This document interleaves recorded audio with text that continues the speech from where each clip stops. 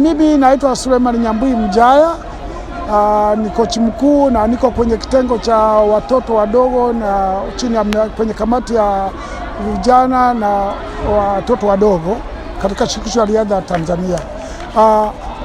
Ukweli kwa chama cha mkoa cha Dar es Salaam kimetenda haki sana, ambayo tunataka tufanye vitu kama hivi. Hii inalinganisha na mama moja yuko Arusha, Juliana, ambaye anaandaa watoto wadogo kama hivi unavyoona.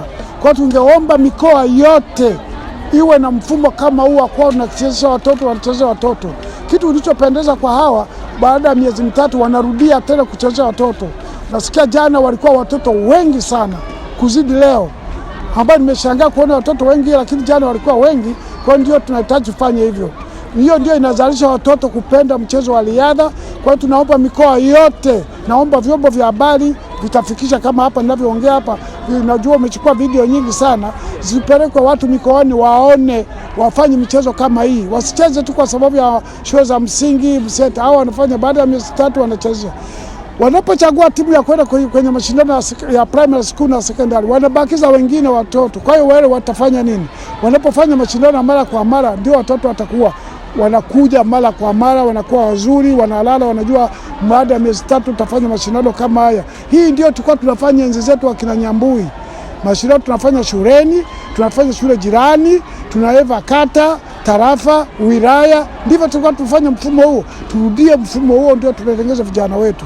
Kama watoto wanaitikia, angalau watoto walio na vipaji, vitoto vidogo wa miaka 6, unaona, tunavichezesha polepole namna hiyo. Kwa tunaomba mikoa yote, naomba sana tufanye. Nashukuru sana shirikisho la riadha Tanzania kwa rais wetu Robert, amesema lazima tujenge msingi wa watoto, na kweli hawa tukiwajenga ndio tutakuwa na wachezaji wazuri kwa baadaye. Olympics zinakuja, African Games zinakuja, jumuiya ya madola ziko mbele tu na mbele. Kwa tutengeze timu ya kuweza kupata wachezaji wazuri. Watoto wana vipaji, hawa ndio tunataka tuwaendeleze kama tunaofanya. Nashukuru wazazi waliowaruhusu watoto kuja kushiriki, waendelee kumpa nafasi.